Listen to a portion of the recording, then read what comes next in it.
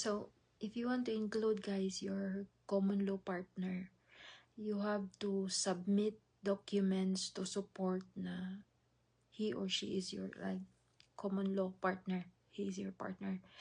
Tapos, what are those documents that you're going to submit? Like address na nag-show na same address kayo, lease agreement, bank statement, utility bills, yung mga ganun. Tapos, what else? Yung halimbawa, yung mga orders nyo sa Lazada, sa Amazon, yung mga ganyan, yung mga resibo or photos, yung mga ganong text messages, yung mga ganon. And also, halimbawa, mga letters from your family and friends na talagang to confirm na kayo ang partner kayo. Tapos, because, those are the things na to provide strong supports for your application, because if you cannot provide those things, so that is a ground for refusal. So automatic si officer pag hindi mo na i-provide yan, automatic refuse.